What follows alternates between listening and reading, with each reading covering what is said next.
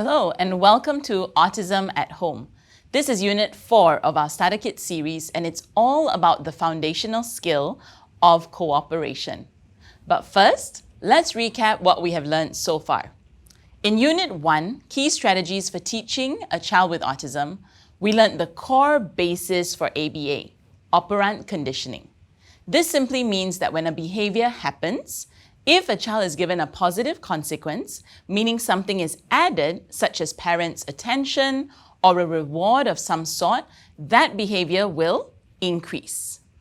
This also means that when a behavior happens and a child is given a negative consequence, the removal of something, usually the removal of parents' attention and any reinforcement, that behavior will decrease.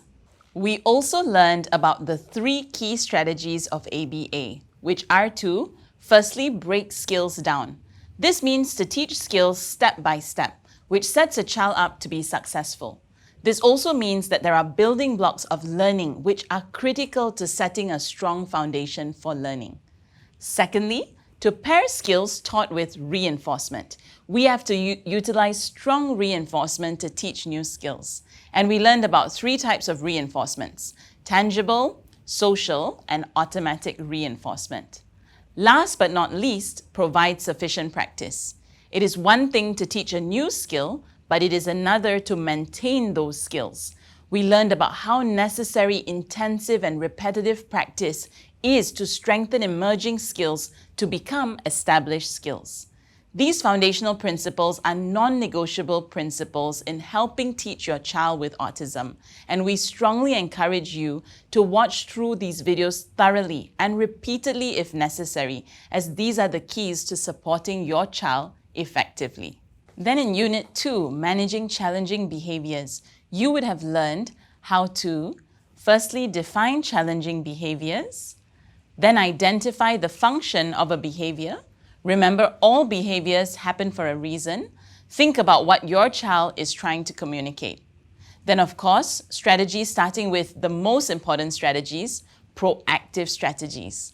This should take 90% of your energy before the behavior occurs.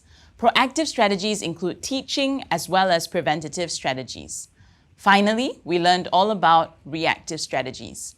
Again, very important principles that can really reduce challenging behaviors that can be harmful, dangerous, and ultimately detrimental for your child and your family. So if your family is struggling with challenging behaviors for any of your children, do go back and complete that unit again.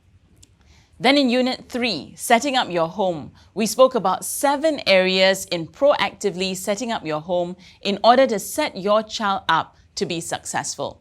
These 7 key areas include safety comes first, establish structure, promote independence, utilize visuals, play stations, learning stations, and specific needs. Setting up your home is definitely a proactive strategy, which should take, again, 90% of our energy. This way, we set our children up to be successful, prevent challenging behaviors, and teach them the appropriate skills. So now that you have the initial tools in theory to teach your child, you have your behavior plans, and you may have set up your home. What next? Let's start at the building blocks of learning. Pop quiz. In the building blocks of learning, which of these answers below belong to the top columns of complex skills? A. Communication and language. B. Social skills. C. Cooperation. D. Play skills. A, B, and D. These are complex skills on top of the building blocks: communication and language, social skills, and play skills, in addition to daily living skills and pre-academic skills. Before we can learn these skills, the child needs to learn their foundational skills first. Okay, so next question.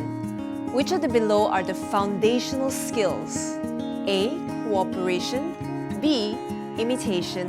C. Attention. Or D. All of the above. Excellent! Just remember your CIA, cooperation, imitation, attention. A child is only ready to learn when they're willing to cooperate with you, can imitate or copy your actions, and pay attention long enough to learn. Finally, what of all these blocks is the most important and would sit at the very base of the building blocks? A happy, healthy child. B, a safe learning environment. Or C, a motivated and engaged child. That is correct. A motivated and engaged child. We cannot stress enough how important motivation is for anyone to do anything. The more motivated a child is, the more willing they are to learn. Of course, a happy and healthy child and a safe learning environment are also important and should not be excluded. But in terms of getting the child to want to learn, motivation is key. So here are the building blocks of learning again.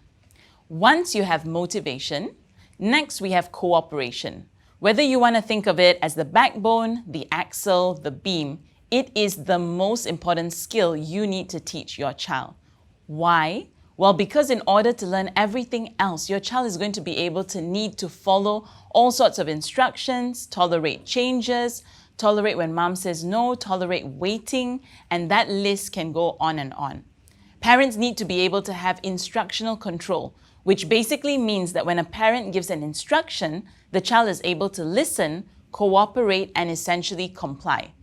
Today's unit is going to be just an introduction to cooperation, as this is an entire topic of its own. But as a starter kit, we will be focusing on 5 specific strategies that you can implement straight away in your home. Foreshadowing, finish box, follow through, first then, and following a schedule. Now it's your turn. Before we go into the 5 strategies of building cooperation, take some time to reflect. Think of some common situations your child finds it difficult to cooperate to. Is it cleaning up after themselves, finishing up an activity and moving on to something else, or doing some work first before getting what they want?